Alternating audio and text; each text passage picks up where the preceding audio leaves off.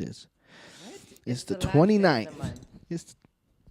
No, yeah, it is the 30th. 30th. It's the 30th of the month, December 30th. So the year is coming to an end.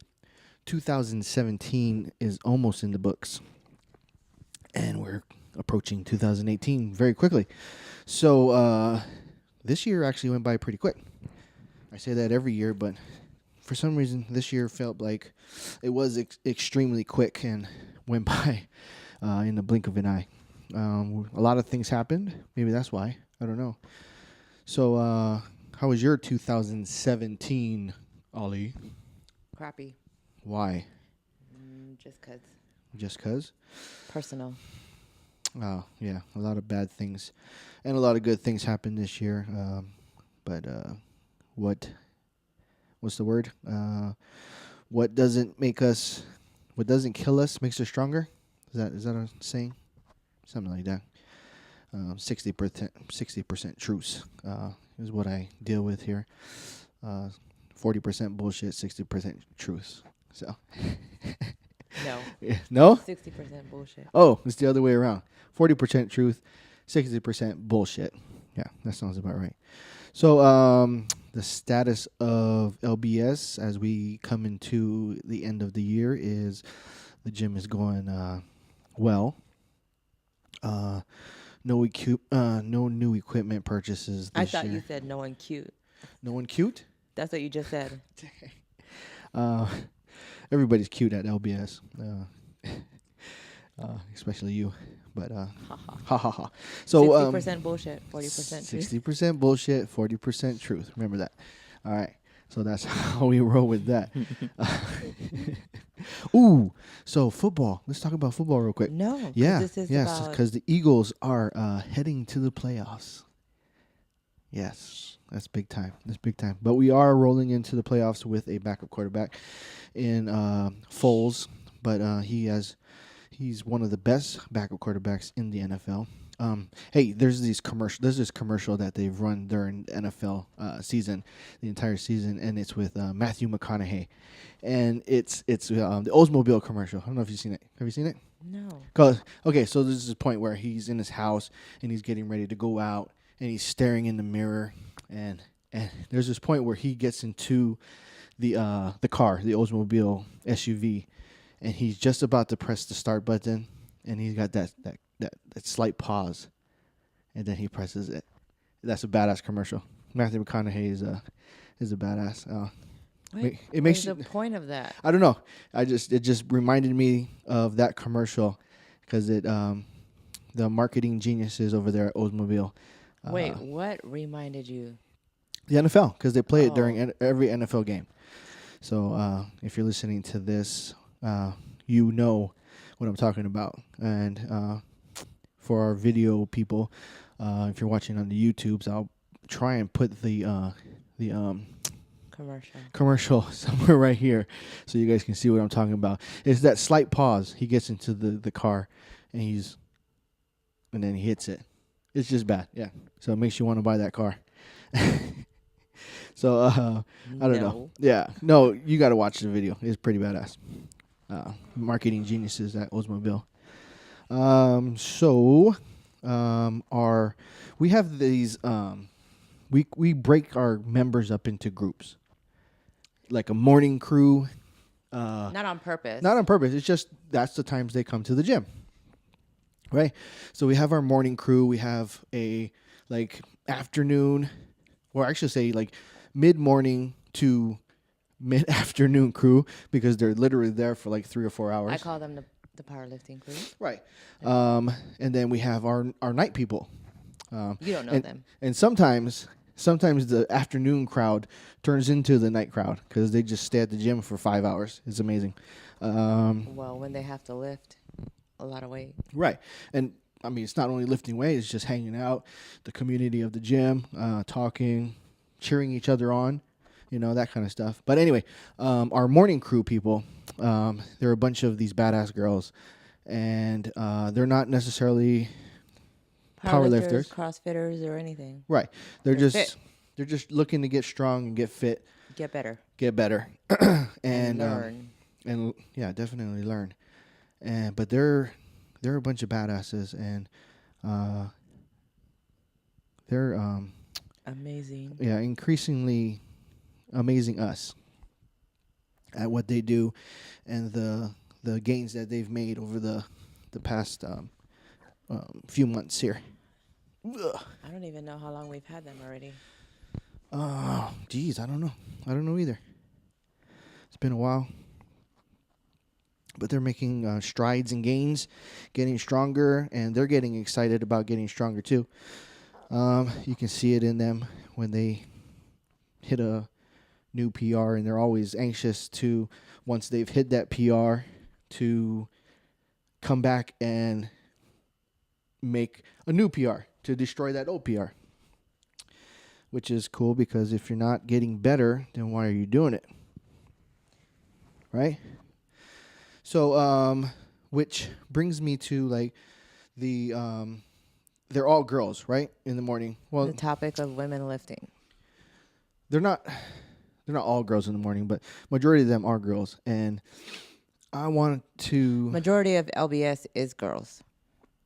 yeah, I think we do have more women. I think, well, we got a Than few men. new members, but that are boys, guys. Yeah. It's evening out. But remember when we first started going to the gym and working out, and the weight room in most gyms was pretty much like not off limits, but it was just It was male it dominated. was male dominated, because it was not socially acceptable for a female to lift weights. And if they did, they were lifting the little 5-pound weights, or they were just doing glute bridges or whatever the case may be, just to build or enhance the female body of what socially acceptable would be, like Well, no, booty it was and stuff more like that. of a fear of looking like a guy. That's why a lot of girls didn't lift weights. Yeah, because it wasn't socially acceptable, right? I mean, Well, no, it was an uneducated generation that thought if you lift more than a pound, you're going to automatically gain muscles. right, and to a point, it's actually that is still present in today's society, where you can see like particular Instagram personalities who are very muscular, and you read the comments, and I try not to read the comments because comments are bullshit. But you read the comments, and you got these haters just saying, "Oh, you look like a man. Oh, that's gross." And those types of comments from the internet, trolls and junkies and stuff like that. You know what? I heard about this thing, and I wanted to ask you this. During your time, because you were pretty muscular, right? And would you ever hear? You were pretty muscular. Yeah. Yeah, I know. Would you ever hear like backsided comments? Nope. No, like okay, this is what I'm talking about. Is like girls would be like, Oh, I wish I could look like you, but I'm busy and I don't really want to look. Yeah. right, or you look good, but I would never want to look like that. Did you ever hear that kind of comment? I've heard it now. Yeah. I've heard it from people who are potential clients. So they actually say, But I've never heard it. you look good, No one's ever but I would said never want to me. look like that. No one has ever said it to me during the time that I was bodybuilding. Really? Would you hear like whispers in the gym? Oh, look at her. Or those kind of whispers From guys, but from guys? from girls, I had a lot of girls say because of me, they started lifting. Okay, so you got more of the positive end. Yeah. Well, I hung out with you. So who's going to come up to me and say something negative when I'm with you? So do you think that if you were training with more girls, like if your training partner was with a girl and both of you looked, pretty muscular or toned or whatever you want to say, do you think you would get more negative comments if it was two? Probably not to my face, but a lot of my training partners have gotten comments. So But I think I don't know. I don't know if it was the confidence that people would stop, or I don't know, or Hmm. maybe they just got the vibe that I just don't care. Maybe. Yeah. So that's so from then till now, um, even though the popularity of female lifters has grown, I don't think the socially accepted view of majority of the population hasn't changed. I think I think it's I think we're still all confused. yeah, because well, you got movies like uh, Wonder Woman, where all the Amazons are jacked, right? So it makes these females. Um, Well, it's no. popularizing the So look. it's not even the physical appearance that's different now. It is the what's happening now is we're empowering women. So it's That's a not great about word, what you look empowering. like. That's what's changing in society. It's not about what you look like anymore. It's about empowering women to be confident in who they are and who they're born in, what skin they're born in. And which is what LBS is all about, or which is what I do when I train girls. I don't care. It's whatever their goal is. If you want to be freaking Dana Lynn Bailey, go right ahead. If you want to be just the strongest bitch in the gym, go right ahead. If you want to eat pizza and be the strongest bitch in the gym, go right ahead. Right. If that's who you are, then that's what I think has changed. Yes. I think you're right. You've hit the nail on the head. When it comes to, I don't think people are taking the appearance as strongly as they once did, Right. right? It's they're getting a mind of their own. They're knowing that they're stronger than who they thought they were. Or when people think of Wonder Woman, yes, she's gorgeous and in shape and she can kick your ass and everything, but it's not only that, it was her mindset that people love, that are attracted to. Does that make sense? Yeah, Like absolutely. when you think of Wonder Woman, who's the leader of that whole show? It was her. She had this mindset of, we're gonna do this, I'm gonna do this, and you're gonna follow me. Right. And that's what's attractive. Right. That's what changed in society. Yeah, that's good. So yeah, I think it's getting better, right? I hope so. Yeah. So I mean, if we've come this far in 5, 6, 7, 8 years, then we should get even better 5, 6, 7, 8 years down the road, Decades. right? To the point where it almost becomes, um, I don't want to say natural, but it becomes to a point where, It should never be about looks. It should be about being healthy right? in your mind, in your body, and all around in general. That's what I preach. Cool. So, um, talking about our members and our people that we help and train at the gym, which brings me to a point about how me and um, You and I. you and I, are really good at reading people. No, You're not. I am not. I'm kind of good at it. I can pick up on a person's um, weaknesses, strengths, and build on that. And I can figure out if they're visual learners or audible learners. Everybody learns differently, right? So um, it's hard at first because most people don't want to open up and they're very so you have to bring them out of their shell, and I think that's a key to being a motivator, trainer, whatever you want to call it. Then Somebody what? who guides somebody. Okay, then you're my coach. Right. What am I? What You type? should What know type me of the learner? best, right? You're actually both, I think, because no, yeah, you're both, but you're more visual, I think, because when you see what you're doing wrong, which is uh, why you should always video your sets, not just to put it on the Instagrams for the world to see, but to analyze your lifts. But when you can see, oh shit, look at my bar path, look at my knee travel, look at my ankles, look at my elbows where they're placed, the bar where it's on my back. When you can see that for yourself and you analyze it, you can correct it.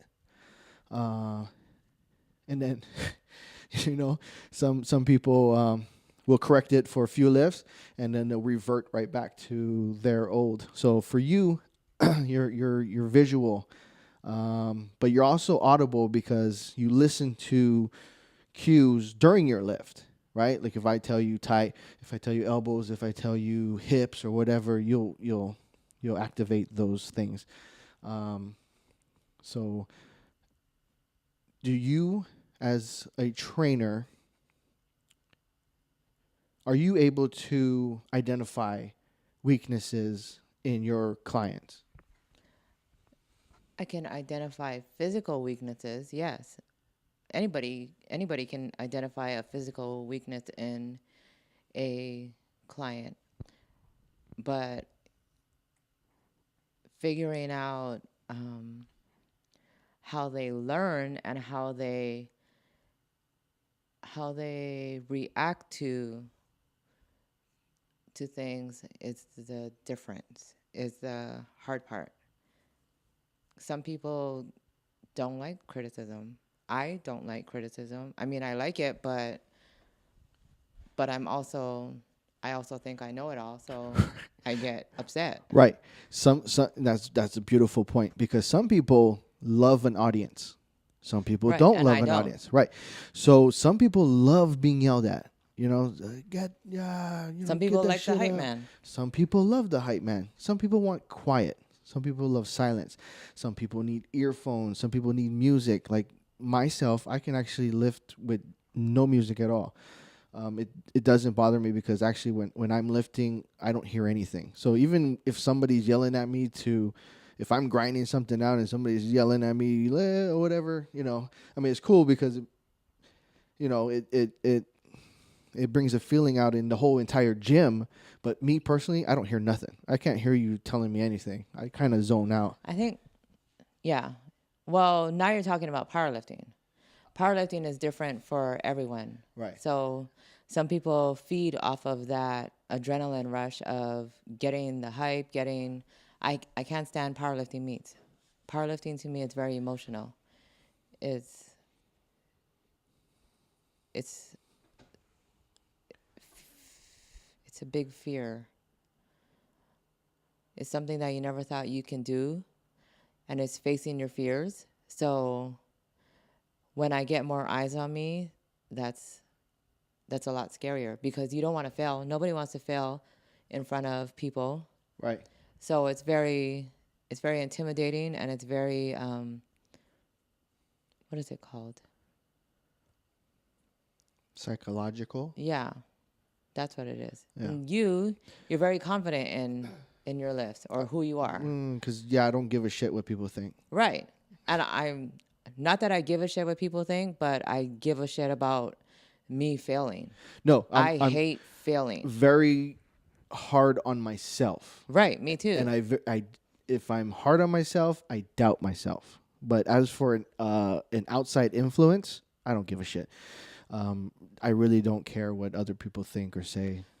But to me, personally, I'm very hard on myself because especially if I know I can do something and I don't do it to the best of my ability, I'm very what is it called? Analyzing or I think Self-critical, that's what we self-critical. all are. Yeah. Yeah. And I think it's harder as a coach because how can I coach people if I can't even do the lift perfectly myself? Right.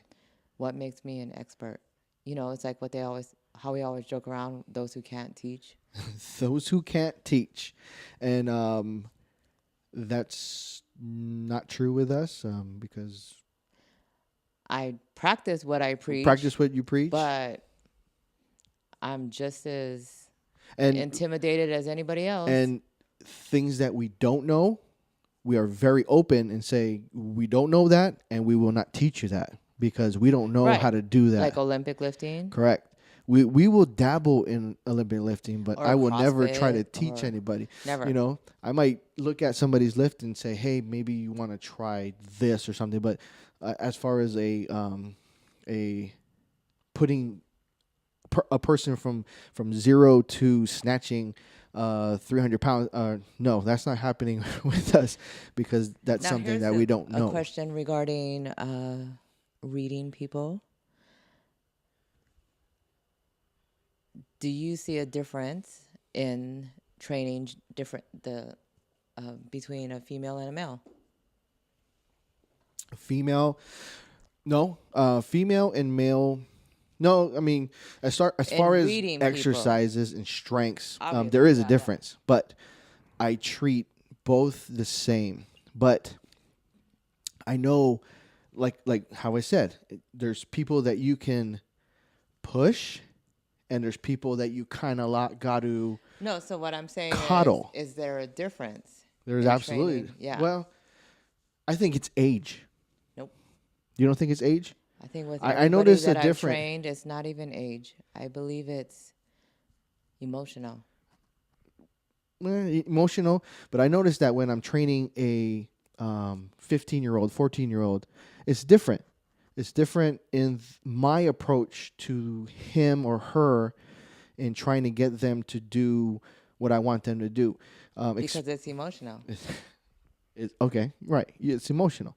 So then trying to explain something to another person who's older, who's more, I don't know how to explain it. But that's age. That's not gender. I'm saying, is there a difference in how you train a guy or a girl? That's a good question. I don't know. What do you think? Yes. There is? What's the difference in your mind? I think girls are very emotional. But are Now, they physically, no, better clients than a guy? they are not. Now, they are a lot more draining, but they are a lot more resilient. And they're very, I think guys quit guys faster than a girl will. yes. Girls, once something clicks in them, but once something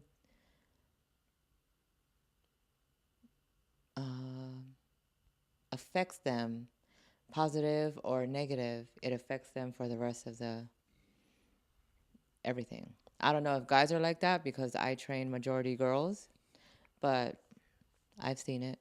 Yeah. Whether they're 16 years old or whether they're my age, 85 years old. Very interesting. Very interesting. Just the whole gamut of people in general. It's very interesting and very psych. It's like the study of people, the study of the mind, the study of Psychology. psychology. Which I don't believe in. Seeing how people react. I mean, like when a person walks into the gym, you can kind of look at them like they're having a bad day, or they walk in and they're having a great day. You know what I mean? You can kind of read people how they're doing. After the first lift, you're like, okay, this is going to be a good session, or it's going to kind of suck today. I gotta, you know what I mean? Does that make sense? I don't know, because sometimes I'm like very confident, and then I end up having shitty days. And then I don't know. Yeah, and you're kind of like wondering what the fuck happened. I thought this was gonna be a good good day. Uh, Like the past week. yeah. So as far as 2018, I have a question. yeah, hit me. Do you think it is a good idea for couples to train each other? To train each other or Laz, train with each other? no, train each other. Train each other. You and I were workout partners for many, many years. Many years. You taught me a lot. So let's say Laz and Kelly. Right. Laz is her coach. Okay. Um, I think it works as long as ego and, I don't have an ego. well, as long as ego and feelings are left out of it. You got to approach it as a couple. You have to split that, right? You have to say, okay, right now we're not a couple. I'm client and this is coach, and I have to do what the coach has prescribed, and trust in that he knows or she knows what they're doing for me. So if I were to be your coach, Right. would you be able to trust everything I wrote for you? I don't know. We need to maybe do this experiment in 2018. There are times where I'll tell you, Daniel, you should be doing this. But I'm not in. See, but you're just saying it. I'm not in that. I haven't purchased. I haven't bought into you yet as a coach. Now, if I were to say, okay, you're going to be my coach, right, and I'm going to commit to you being my coach, and I'm going to trust you in that aspect in guiding me to my goal, then I can't say because you've never done it, but I can hope that I would do my best, do my best to follow your guidance and to trust in what you are prescribing. I doubt it. No, there's only one way to find out. Okay. Yeah. So when I finally get around to doing something again, we'll have to try it. We'll have to put that to the test. All right. And I wonder if there's a carryover though, because I don't think there is a thing where you say you can put that line between putting your emotions aside. Because between me and my clients, we're all very emotional. I don't know if it's because I train a majority females, but you've seen it. I have clients that will break down and cry in the middle of prep.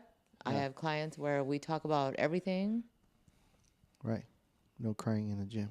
There's crying in powerlifting. There's a lot of crying in powerlifting. Yeah. Go to the bathroom and bawl your eyes out and then come back out and do some work. No. We should put a bet right now. And right after my meet. What are you talking about bets? Let's see how. It's not a bet. It's just saying. Okay, well, I will put you through a 12-week program. Okay. No, you know what? What's one of our goals in 2018? To tell you the truth, I don't have any. We're going to do a Spartan race. We're doing Spartan races. We're doing a Spartan race, yeah. So I will train you. Okay. For 3 Spartan races. Well, that's kind of. Okay. No. We'll say yeah. So, Spartan races in 2018. Those are goals to do a sprint. Is it going to be a sprint or a stadium sprint? Either one. Okay, so I like stadiums. Well, okay, stadiums are cool, right? Because you get to go into a major league stadium, whether it be Giant Stadium or no, I don't care about that. Whatever, Dodger Stadium, whatever.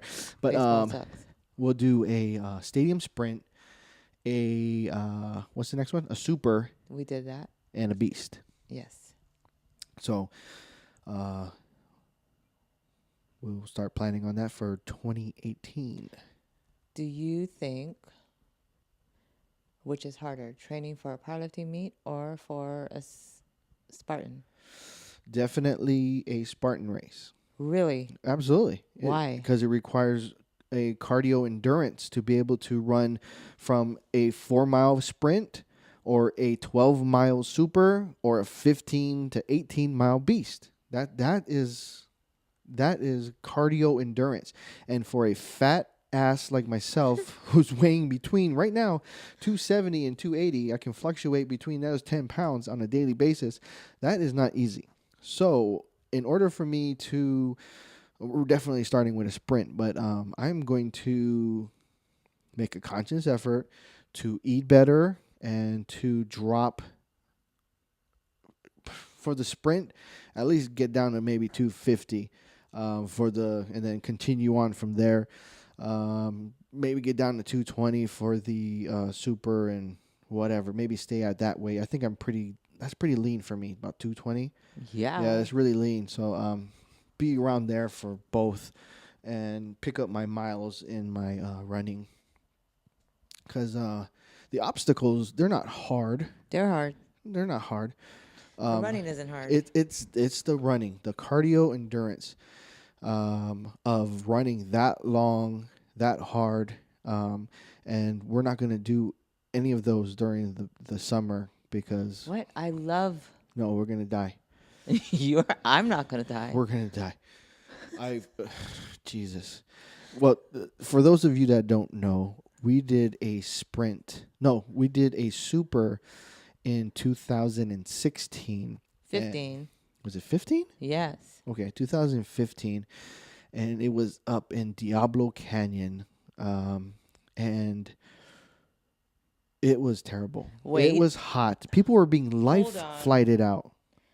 So the whole time before this Spartan, you were telling me how to hydrate myself, how to eat everything, even though I've done mud runs and obstacle races before. And who didn't listen to any of his advice? I don't know. Who didn't? You. Who didn't? Well, You. We're not talking about me. We're talking about the No, race itself. that's why it was hard. No, this fucking race was hard. It was, what was it, 12 and a half miles? 12 miles? 12 and a half? I don't know. It was something terrible. It was something stupid. But people were being life flighted. There was helicopters. Because they probably didn't hydrate. They were being life flighted out of this bitch. We had these golf cart things coming up to rescue people on a constant basis. We had to move to the side of the fucking road so that these emergency vehicles could rescue people. There were hills that were... You had to crawl up. I mean, basically almost straight up and down. You were crawling up. They were like a 30-minute hill. What kind of angle is that? Is that like a... What the fuck That's like an 80 degree. Like an 80 degree angle, and you were 80 degrees back down. You had to come down backwards. It was fucking horrible. The only thing that was hard about it for me was the emotional part, because I am scared of heights. It was bad. And then on the drive home, I mean, once we got done with the race, I mean, you know, everything's cool. You're like, yeah, fuck yeah, we did this. I'm happy that we did this, and great. And then on the drive home, both of my legs fucking... Your whole body cramped up. During the drive. Well, you are Thank God for cruise control, because god damn it, my legs were fucked up. I don't know what it is about you. You cramp up on any little thing. I do. I cramp up pretty bad. I don't know. You cramped up at your meat. I don't know if it's... I don't know what that circulation. Is. Maybe it's... I don't know. I got to look into that. I'm not eating enough sodium or something. Well, for me, powerlifting is a lot more harder to prepare for. Yeah. So, we've made that challenge that we're going to do Spartan races. So, if anybody wants to train for a Spartan race with us... starting after I come back from Hawaii. Yeah, so you're more than welcome to, because that's what our March training is going to consist of, is like running and then burpees and then running again and then fucking pull-ups and bullshit. It sounds terrible, but whatever. Looking forward to it. Yay. What else is going on in 2018? You got a powerlifting meet coming up in February. Or not. What date is that on? 17th? 17th. February 17th at the new location of the Iron Office, somewhere in Fresno. I heard it's near the airport. Sunnyside, North Sunnyside. Wherever that is. In Fresno, California. Yeah, so we got a few members that are doing that meet. So that's coming up. I'll probably be reffing probably flight B of that meet. So then handling you during your I'm lifts. not like one of those that goes for big ass totals. I'm just doing this Just to do it. just to do it. Yeah, it's I'm awesome. supporting the 559 gyms. Just to do it. Yeah, that's awesome. I'll be the oldest one there. You'll be the oldest. And then I don't know. I don't know what else is happening within the 2018. No real big plans for the rest of the year, but just something always happens. Something always comes up.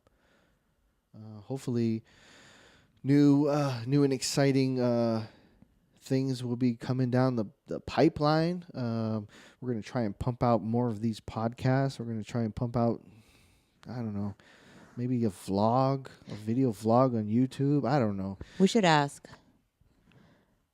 if there is one machine or equipment in the gym, what do you think is essential? Ooh, that is a excellent question. Would it be a hyper, a reverse hyper, Right. or a leg press, or Fuck a leg press. well, leg presses, the carryovers are really good into a deadlift. No, I don't know about, yeah. See, a leg press. Or a pit shark. Now, I really miss our stupid belted squats Well, we can always that someone destroyed, but but anyway, I think for 2018, one thing that we should look at getting is probably a competition rack. I Yes. think that would kind of be a great purchase. It wouldn't be something that we would buy and sit in the corner and nobody would use it. You know what I mean? That would be a constant. See, It because is I don't good. want to buy stuff that is just not like one or two people would use it. I want to buy something that people are going to get use And that out helps of. a lot because a lot of you big guys, I don't know, put your hands like all the way to the end of the bar like a bird. Yeah, and not only that. Okay, say for instance, me and Jesse or somebody else, we're all squatting on the same day, right? Right. If we want to hold a mock meet or Our current yeah, or mock meet. Yeah, our current situation is we would have to have 4 stations, all whatever, with just squat, and everybody has their different squat heights. With a competition rack, we could actually all squat together because it's an adjustable rack, and all we Yes. do is change plates. As far as buying kilo plates, I know a lot of gyms are buying kilo plates. I don't want to. I think Only because I don't want to. I want it to be harder in the gym. right. See, the only benefit, okay, there's a definite benefit. It's not just because of the kilo weights. In order to simulate a competition, I mean, the best benefit. I mean, we got some guys like that are huge lifters. They're pulling in the almost 800 pound range. Yeah. Now and- them, yeah. I and can. to be able to put 700, 800 pounds on a bar and not run out of room on the bar is huge, because I mean sometimes the plates are all the way out to the max of the end of the Yeah, bar, yes. and a clip ain't gonna keep it on there, and then we lift and then fucking plates fall off of it because the clips can't handle it. So that's actually a definite benefit to buying kilo plates, but we'll see. It's not on the top of the agenda, but I think number one, maybe purchase, if we ever do purchase anything next month or next year, would hopefully be a competition rack. You'd rather have that more than a reverse hyper. I think so. I mean, yeah. Think about that. Obviously, yeah, but A reverse hyper, people would use it, but it wouldn't get as much use as the competition. yeah, true. A lot of people still don't use the GHR correctly. Right. So, yeah. So we'll see. We'll see what we can muster up next year. So what else is going on?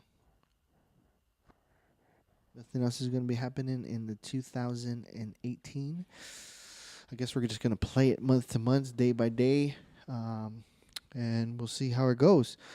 Got anything else you want to talk about? No. No? All right. So I guess we'll end this here, bring this one in for landing, and we will see you on the next one, I guess. All right? Bye-bye. Oh, hold on. Before we leave, you can let's tell everybody where we can be reached, just in case they don't know. So on the Instagrams, the gym Instagram is at Lemoore Barbell. My personal Instagram, Twitter, Facebook, you can find me either Daniel Burns, just search Daniel Burns, or Danny Burns _LBS on the Instagrams. Give me a follow if you want. I will not follow you back unless you are interesting. Here's a beautiful topic. Wait, we are a private gym. We are business hours are 8 to 12 and 3 to 9. Email us or text us if you want to come see it or be a part of it. Yeah, don't just come walking in and whatever. But yeah, because we all just stare at you. what the? Who's this guy? We're socially awkward. Yeah. But yeah, not that we're gonna kick you out or anything if you do walk in, but please try and hit us up first before you come in. So like I was saying, well, you know what? We'll save the Instagram talk for another podcast. So anyway, peace.